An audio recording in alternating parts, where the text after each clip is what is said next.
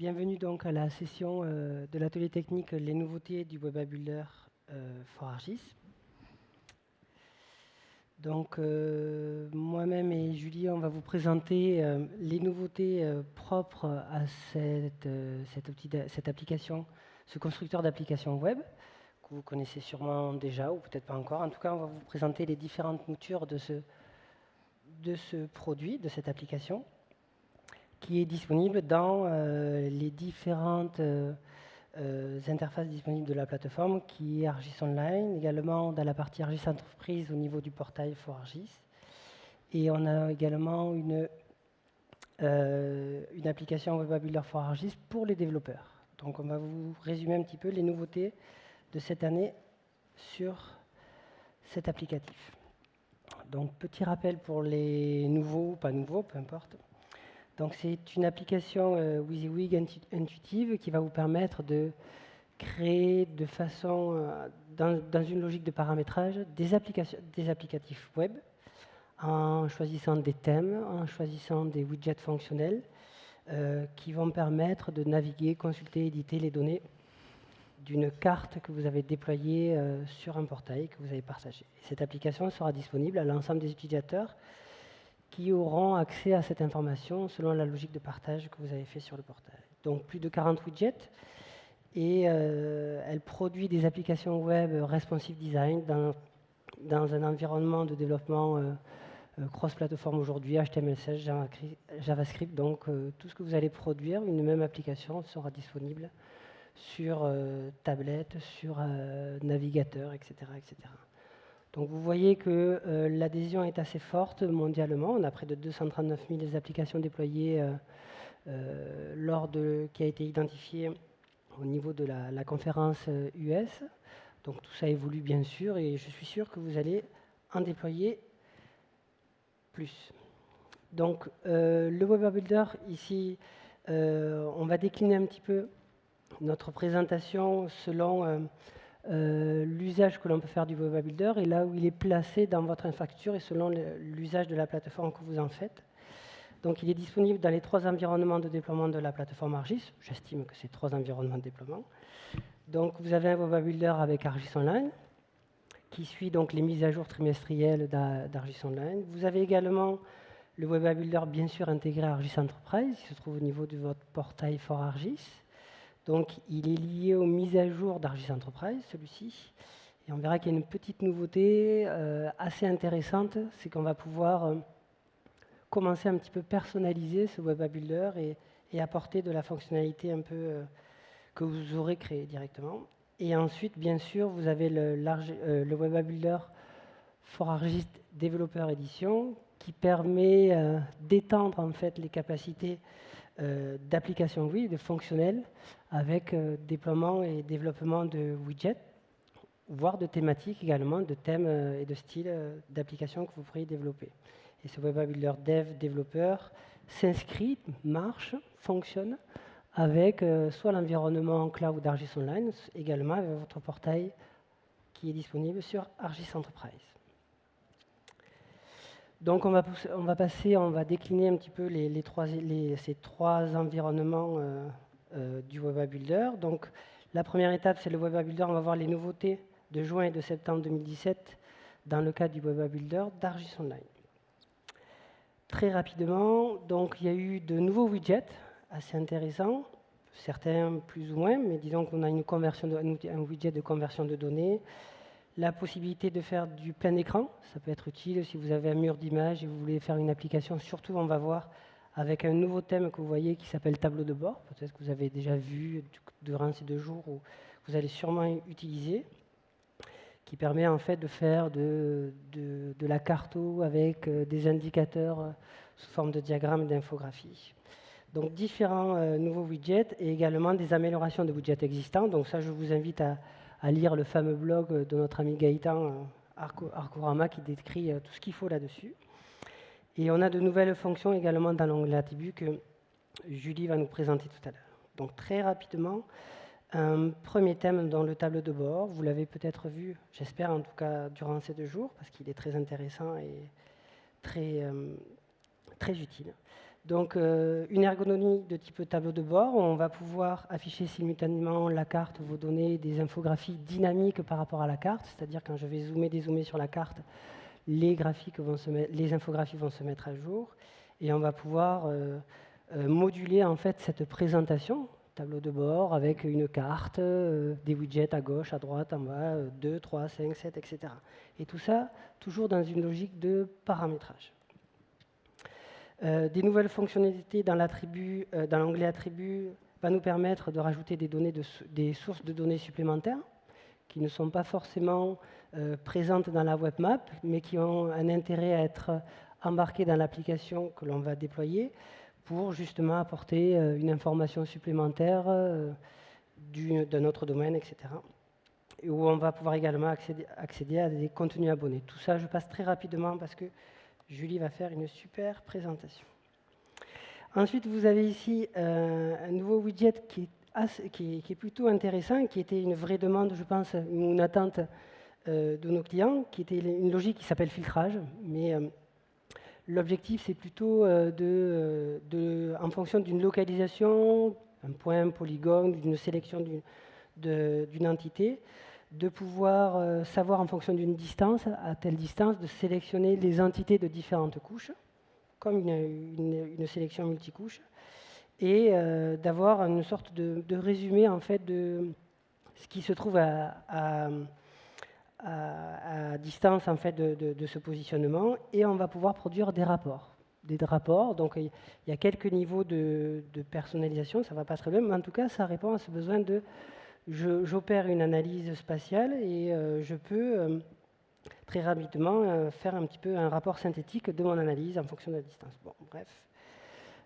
Ensuite, vous avez un outil qui s'appelle modélisation d'aptitude. On ne le présentera pas ici, mais il peut être utile dans la recherche de localisation, de capacité territoriale, de potentiel prédéterminé en fonction de différents facteurs. Ce widget s'appuie sur un service d'imagerie à partir d'une mosaïque où on a plusieurs données présentant différents indicateurs, par exemple de population, NDVI, occupation des sols, etc. Et l'utilisateur va pouvoir jouer avec des curseurs et des potentialités, des pourcentages, pour pouvoir déterminer à la volée des potentiels de territoire. Le gros focus, un widget donc véritablement intéressant qui vient avec le thème tableau de bord. Donc c'est toute la partie infographie où vous allez avoir différents widgets disponibles, présentation de vos indicateurs sous forme de différents diagrammes ou graphiques, et on va pouvoir les combiner, les paramétrer pour qu'ils permettent de créer un véritable tableau de bord à travers le Web App Builder. Je laisse la main à Julie. Voilà, donc voilà un aperçu de ce que vous allez pouvoir réaliser avec les nouveautés de Web App Builder sur ArcGIS Online. Donc je vais déjà passer en mode plein écran. Donc vous avez un widget qui est généralement situé en bas à droite, que vous pouvez activer ou désactiver au moment où vous allez configurer votre application et qui vous permet de passer en mode plein écran. Donc c'est un détail, mais qui permet quand même de pouvoir occuper tout l'espace et de gagner en clarté pour montrer le résultat de vos cartes et de vos infographies. Donc sur la carte actuellement, j'ai les académies parisiennes. Je vais vous lister les couches. Voilà, j'ai 3 académies, Versailles, Paris et Créteil, par-dessus lesquelles je vais avoir les lycées d'Île-de-France, qui sont classés en 2 catégories, en violet pour le public et en vert pour le privé. J'ai également des iris sur ma carte qui ne sont pas visibles à cette échelle et je vais m'en servir en fait pour utiliser le widget filtrage par la suite. Donc si je zoome, vous allez pouvoir observer que toutes les infographies qui sont disposées autour de ma carte sont recalculées en conséquence. Donc je vais avoir la somme des lycées, le pourcentage de réussite par secteur, que ce soit public ou privé, et le pourcentage de réussite par académie à gauche, ainsi que le taux de la moyenne, le taux moyen général de l'obtention du bac en 2016. Je n'avais pas précisé l'année. Donc ça, c'est une première interaction. La deuxième, c'est que si vous passez le curseur de votre souris sur certains éléments des infographies, vous allez voir une surbrillance des éléments concernés sur la carte. Donc là, si je passe ma souris sur le secteur public, je vais avoir tous les lycées qui sont violets qui vont être en surbrillance. La même chose à l'inverse pour le privé. Bon, pour le nombre de lycées sur la zone, ça ne marche pas avec cette infographie-là, avec la jauge. Par contre, ça va bien fonctionner avec les académies aussi, juste histoire de pouvoir visualiser rapidement, sans faire de sélection, les éléments qui sont concernés par un diagramme ou un autre. Donc ça, c'est une première chose. Et avant de partir du côté de la personnalisation de l'application, je vais vous montrer le widget filtrage. Donc voilà, en zoomant suffisamment pour pouvoir faire apparaître les iris.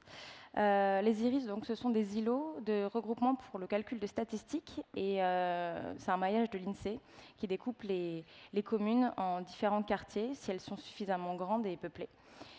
Pour l'instant, donc, je n'ai mis associé à ces iris que le champ de population.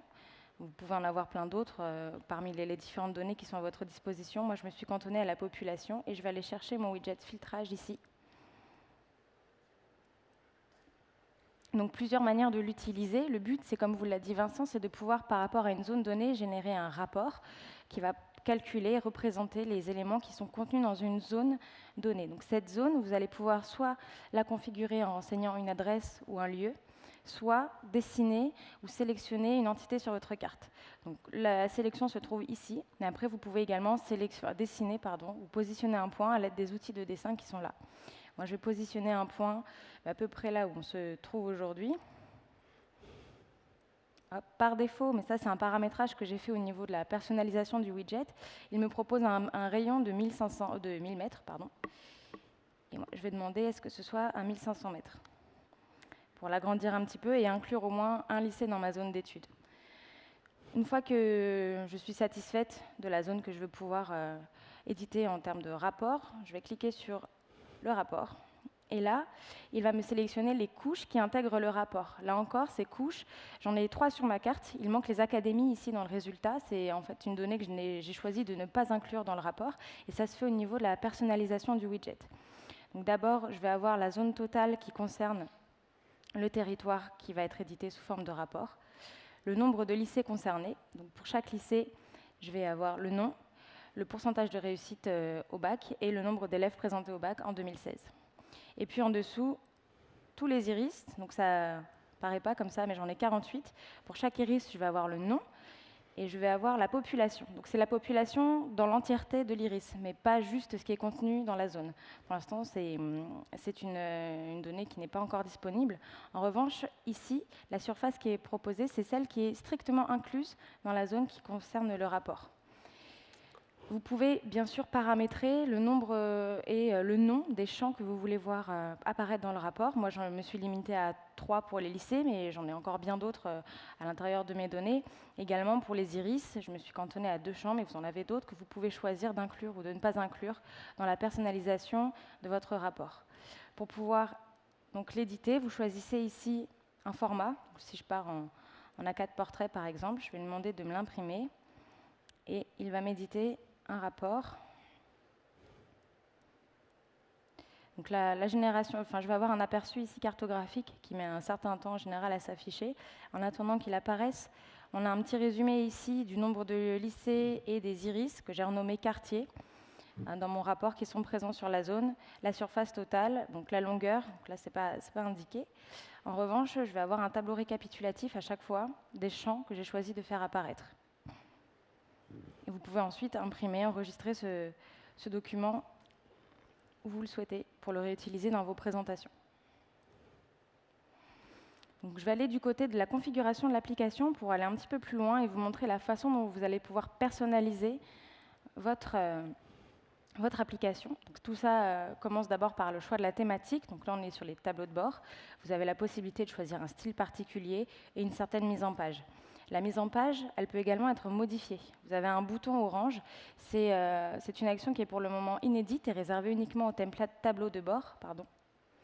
Vous allez pouvoir choisir de supprimer, en cliquant sur la petite croix, vous pouvez supprimer les infographies qui sont déjà présentes, mais vous pouvez en ajouter en les faisant glisser directement dans votre application. Voilà, donc là, je vais lui réserver une petite place quand même à ma nouvelle infographie. Et je ne supprime rien, je ne change pas l'ordre, mais vous pouvez aussi bouger juste en cliquant, glissant vos infographies pour changer la thématique et la manière dont elles vont s'organiser. Donc le choix de la carte, ça ne change pas. Ensuite, vous avez les widgets. Je vais y revenir dans un instant. Je vais d'abord aller du côté de l'onglet Attributs pour reprendre du coup un élément que Vincent vous a présenté. Vous pouvez rajouter, et ça c'est nouveau avec l'onglet Attributs, ça fait partie des dernières mises à jour, vous pouvez rajouter des données, des sources de données supplémentaires qui ne font pas partie de votre webmap, mais que vous allez pouvoir exploiter dans des widgets d'analyse qui sont présents avec Web App Builder. Pour l'instant, les widgets qui peuvent prendre en compte les données supplémentaires que vous allez intégrer à votre application, ce sont seulement les infographies. Et on a deux possibilités. Vous pouvez aller chercher des données qui sont réservées à un contenu abonné habituellement. Donc, les données du contenu abonné, ce sont des données qui sont mises à la disposition des utilisateurs abonnés à un portail, que ce soit Portal for ArcGIS ou ArcGIS Online. Ce sont des données qui sont publiées par Esri, qui sont publiques, mais qui comportent une petite note ici. Donc, on a une précision quand il s'agit de contenu abonné. Le contenu abonné est gratuit, il ne consomme pas de crédit à la consommation, mais il est réservé vraiment aux personnes qui disposent d'un compte d'utilisateur nommé se rattachant à un portail. À ne pas confondre du coup avec le contenu premium, qui, pareil, est réservé aux abonnés, mais qui, lui, va consommer des crédits lorsque vous l'utiliserez. Donc là, il me suffirait d'aller du côté de la source de données que je veux pouvoir rajouter à ma carte, qui met un certain temps à s'afficher. Vous avez l'URL de ce contenu, il vous suffit de la copier, et puis de la coller ici en ajoutant une nouvelle URL. Bon, là, en l'occurrence, le contenu abonné disponible ne m'intéresse pas pour la thématique de ma carte, mais voilà, je vous ai montré le cheminement pour pouvoir le faire. D'autre part, vous pouvez aller rajouter des sources de données supplémentaires, donc là, de votre choix, des données à vous. Et en l'occurrence, j'ai enregistré dans mes couches une feuille Excel donc, qui présente les résultats du bac par filière et la moyenne générale totale depuis 2010 jusqu'à 2016. Donc ce document, je l'ai enregistré, je l'ai passé dans mes contenus, je l'ai partagé et je suis allée rajouter du coup l'URL qui apparaît ici. C'est une donnée qui ne fait pas partie de ma carte, c'est vraiment une connexion via une source de données supplémentaire. Et je vais pouvoir du coup l'utiliser dans un widget que je viens d'insérer à mon application. Donc je vais aller paramétrer ce widget en allant chercher l'infographie, puisque c'est pour l'instant le seul qui permet d'utiliser des données extérieures à celles de la carte avec les données supplémentaires. Je vais aller chercher un diagramme à colonnes. Et donc là, vous avez la possibilité de choisir les données qui vont être appliquées à l'infographie. Donc soit celle de la carte, d'une part, ou d'autre part, donc la donnée supplémentaire que vous avez configurée. Donc là, je vais aller chercher ma feuille Excel. Ensuite, il vous faudra paramétrer le widget, donc lui donner un nom, un titre. Ce titre-là, il n'est pas à prendre à la légère. En fait, c'est la petite ligne qui apparaît en haut à gauche de votre infographie. Donc, je vous conseille de ne pas laisser infographie 1, 2, 3, 4. Ce n'est pas forcément très esthétique. Je vais juste l'appeler évolution et je vais donner un titre un peu plus précis ici. Donc, chaque élément du widget, qui est pour l'instant composé de 3 blocs. Donc, vous avez le titre, la partie réservée au diagramme et une description supplémentaire que vous pouvez choisir d'ajouter ou de supprimer à votre widget, se personnalise ici. Donc là, moi, par exemple, je vais même supprimer le titre et je vais juste marquer évolution du bac, des résultats du bac plutôt, depuis 2010. Voilà. Je clique sur le bloc principal et je vais aller chercher donc, ici les champs, la valeur que je veux voir affichée dans mon diagramme. Vous avez la possibilité de choisir de classer vos valeurs de 4 manières différentes. Bon, là, en l'occurrence, avec mes données, il n'y a pas de grande différence. Par contre, quand vous allez travailler avec des données plutôt des couches de données sur votre carte, comme moi les lycées, vous allez pouvoir avoir la possibilité de regrouper vos lycées donc par thématique, par catégorie, pour éviter d'avoir une barre, par exemple, pour chaque lycée et avoir des diagrammes qui sont illisibles et inutilisables. Le troisième onglet, c'est l'onglet de l'affichage qui vous permettra de personnaliser, donc de choisir des couleurs, des thématiques de couleurs, soit parmi celles qui vous sont proposées par défaut, soit d'aller un peu plus loin du côté de ce qui est personnalisable avec un code HTML. Et puis voilà, donc mon widget est prêt. Et donc il ne peut pas s'actualiser au moment où je zoome ou je me déplace avec ma carte, puisqu'il s'agit d'une donnée qui ne fait pas partie de ma carte, donc il n'est pas dynamique. Mais par contre, il me propose une information supplémentaire à la thématique des résultats du bac, puisque ma carte est plutôt axée sur l'année 2016, mais je vais avoir, grâce à cette source de données, une rétrospective depuis 2010. jusqu'à 2016. Et une dernière chose, ça fait partie de la nouveauté, donc de la mise à jour d'ArcGIS Online au cours du mois de septembre 2017. Vous pouvez personnaliser vos widgets en revenant dessus, donc de la même façon qu'auparavant, mais par contre, dans l'onglet Affichage, pour les données qui se trouvent sur votre carte, vous avez un petit bouton qui est arrivé en plus. Et lorsque vous cliquez dessus, cela va vous permettre d'utiliser la légende qui est sur votre carte. Voilà, ce n'était pas possible avant le mois de septembre. Donc on va avoir une corrélation supplémentaire entre ce qu'il y a dans l'infographie et ce que vous avez sur la carte. Notamment là, pour pouvoir vraiment plus vite visualiser les éléments que j'ai et qui s'actualisent d'un côté et de l'autre. On va reprendre la présentation. Donc je vais continuer, on va aller un petit peu plus loin maintenant et aller voir ce qui s'est passé du côté de Portal for ArcGIS et d'ArcGIS for Developer. Et c'est Vincent qui va s'occuper de vous faire les démonstrations à cet usage. Donc une grosse nouveauté avec la mise à jour d'ArcGIS, la plateforme et des outils online de cet été, c'est que désormais, les widgets que vous allez développer avec Web App Builder for Developer, vous allez pouvoir les intégrer dans Portal de manière simplifiée, même avec des droits, donc des privilèges pour certains groupes, pour certains utilisateurs, afin de pouvoir rendre vos utilisateurs plus autonomes et leur permettre d'utiliser les widgets que vous aurez pu développer avec l'interface de Web App Builder Édition Développeur. Vous allez avoir du coup une expérience plus simple, mais en même temps plus complète. Donc comment ça se passe? Donc, ça fait partie de ce que Vincent va vous montrer. Donc ce que je vais vous montrer, c'est quand même une fonctionnalité assez fantastique, je trouve. C'est-à-dire qui va vous permettre de pouvoir alimenter fonctionnellement le Web App Builder qui est sur votre portail. Et l'intérêt, vous allez voir, c'est que vous allez pouvoir, ce widget personnalisé que vous allez intégrer au portail, ça devient un élément de votre portail que vous allez pouvoir partager de manière isolée. Et ça va avoir un impact sur l'usage des applications faites avec le portail et l'usage de ce widget-là. Donc ce widget, il va être déposé sur le serveur web, ici c'est 2IS. Donc on va installer le répertoire de développement de ce widget-là. Le fichier de configuration, c'est le fameux fichier manifest.json. On va prendre l'URL que l'on va référencer comme contenu sur un portail, c'est-à-dire ArcGIS Enterprise, le portail d'ArcGIS Enterprise. Donc je me connecte, je vais dans mes contenus, classiquement, je vais rajouter un élément. Donc je fais ajouter ici un élément. Vous voyez, ça se fait tout seul, c'est très facile. Donc j'ai une nouvelle extension qui apparaît ici, qui s'appelle extension d'application App Builder. Je récupère ici mon URL. Bien sûr, je le renseigne avec un titre, les balises qui vont bien. Et ça devient, vous allez voir, un élément comme un service d'identité, comme une couche web de mon portail, et donc qui participe à la logique du portail. Donc je peux modifier bien sûr la miniature, ça va de soi, mettre des descriptions, etc., etc. Et surtout, bien sûr, je vais avoir la notion de partage de cet élément, de ce widget, au travers du portail. Là, je l'ai partagé dans un groupe spécifique, où je suis le seul membre, vous allez voir, portal admin. Et vous allez voir que tout à l'heure, ça va avoir un impact justement sur l'usage d'une application qui embarque ce widget personnalisé. Donc l'avantage de ça, c'est que je vais pouvoir amener du fonctionnel supplémentaire que j'ai déployé dans un environnement standard de mon portail d'ArcGIS Entreprise.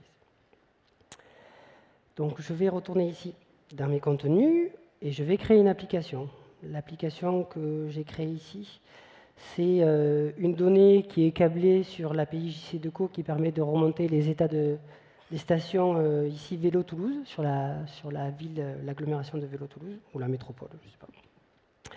Donc j'ai une donnée toutes les 5 minutes qui est rafraîchie via notre rôle GeoEvent, bon, peu importe, etc. Donc cette carte-là, ensuite, je vais pouvoir la partager, comme toute carte. Créer une application, bien sûr. Nous, on va aller automatiquement sur le Web App Builder. Je vais créer mon application. Voilà. Là, j'ai pris un peu de temps, peut-être. Allez. Je commence ici. Donc, je rentre dans le constructeur d'application que vous connaissez bien. Je vais retrouver, alors vous voyez qu'il n'est pas à même niveau que celui qui est disponible aujourd'hui sur ArcGIS Online.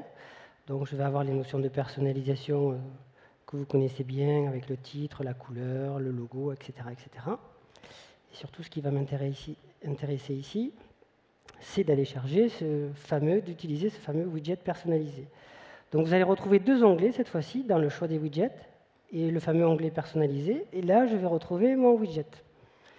Je vais pouvoir le paramétrer selon les éléments qui ont été prévus à paramétrer. Je lui donne un nom. Et il se retrouve comme n'importe quel widget générique dans mon application. Celui-ci est assez simple. Ça permet en fait d'afficher la fenêtre contextuelle non pas par pop-up, mais dans une fenêtre dédiée. Pourquoi pas? D'accord. Voilà un exemple de petite personnalisation qui répond peut-être à un besoin attendu. Donc, cette application-là, je vais vous montrer une application qui a déjà été qui est allée juste un peu plus loin pour montrer l'usage. Donc, je la partage au travers de mon portail.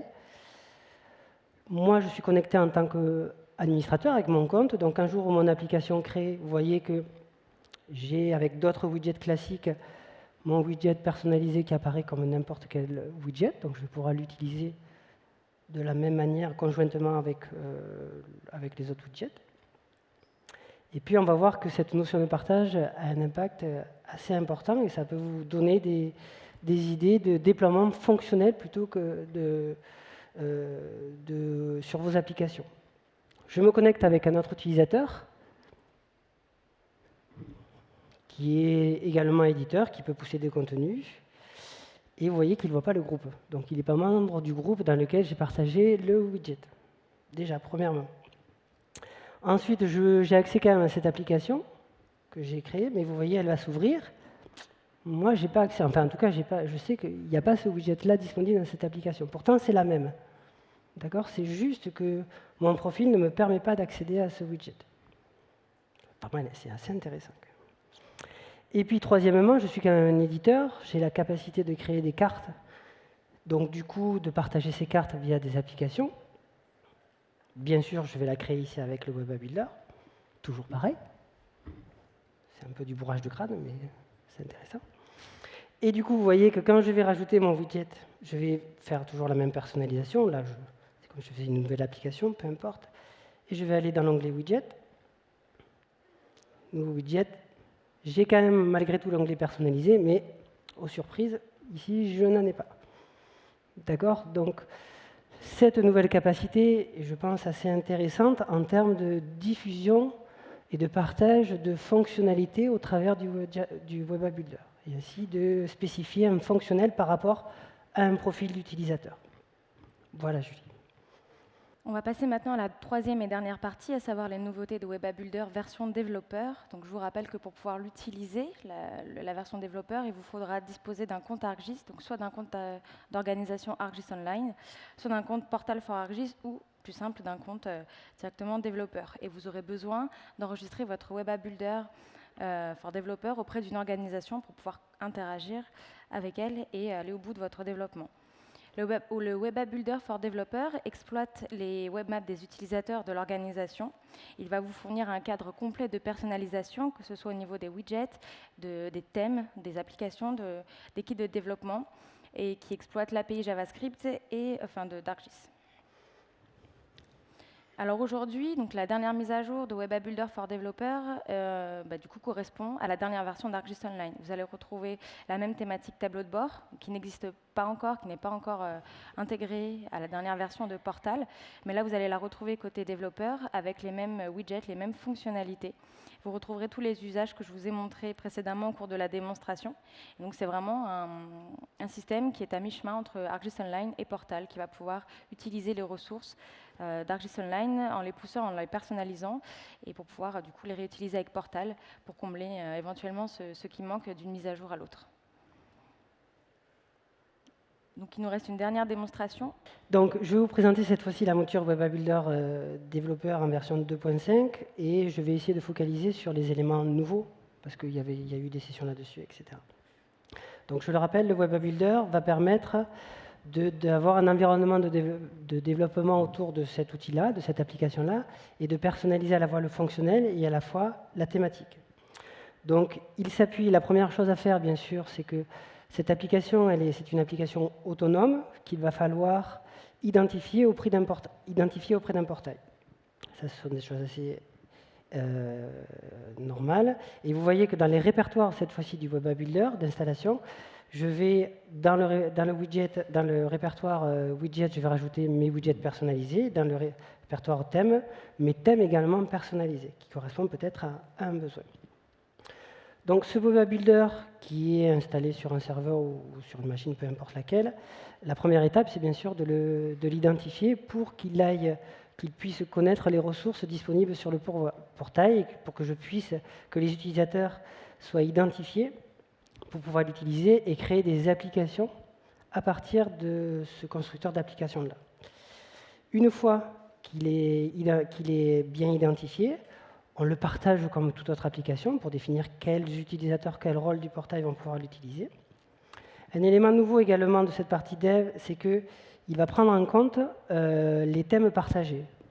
Où dans le portail, on va pouvoir définir des couleurs, du texte et également le logo. Vous allez voir que directement, quand on va faire une application côté Web App Builder Dev, il va prendre en compte directement ces éléments-là. Ça vous facilite un petit peu l'usage de votre charte graphique. Donc là, je tombe dans le constructeur, cette fois-ci, du Web App Builder for ArcGIS. Il y a une première interface parce qu'il propose plusieurs solutions. Alors on peut créer des applications à partir de rien ou en fonction de modèles d'applications déjà créés via un Web App Builder de portail ou d'ArcGIS Online. Donc là, je crée une nouvelle application que je vais nommer intervention, par exemple, ici. Voilà. Et je vais me retrouver exactement dans le même environnement. Et ce constructeur-là, quand il va s'ouvrir, voilà, va me proposer les éléments de personnalisation que j'ai insérés, qui sont disponibles dans cette application. Donc au passage, vous voyez qu'il a repris systématiquement le thème partagé de mon organisation. Vous voyez ici le violet, puis le logo, etc. Donc ça, c'est une première chose. Ensuite, il y a un petit élément qui est assez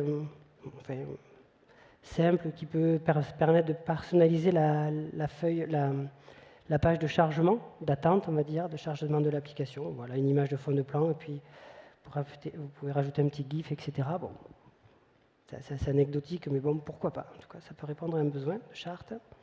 Donc je vais chercher une carte. Vous voyez que je suis allé chercher une carte sur le portail sur lequel le Web App Builder est identifié.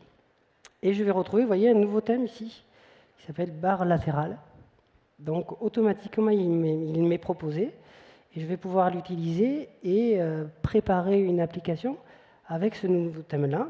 Et bien sûr, ce thème-là permet de câbler différents fonctionnels, et je vais retrouver le widget ici personnalisé, que je vais pouvoir paramétrer, et le retrouver dans mon application qui embarque à la fois un thème personnalisé et des widgets personnalisés.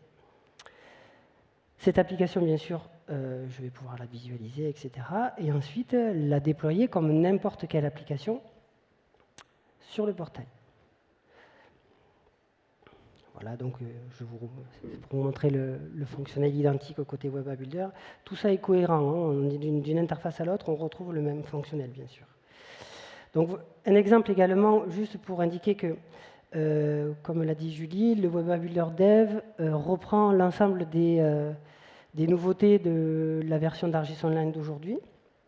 Et ça peut vous permettre, en tout cas moi je l'envisage comme ça aussi, au lieu de la partie personnalisation, c'est que si je veux faire une application Web App Builder avec le fameux thème tableau de bord, qui est plutôt intéressant, et les widgets infographie, je ne l'ai pas dans le Web App Builder du portail, alors que là, je le retrouve dans ce Web App Builder-là. Et donc, du coup, je vais pouvoir construire mon application dans cet environnement qui embarque mes données. Je télécharge ça, je mets ça sur un serveur de ZIS, et je vais pouvoir référencer cette application en indiquant l'URL de cette application. Et ça devient une application qui embarque mes données avec un fonctionnel avancé proposé par le Web App Builder.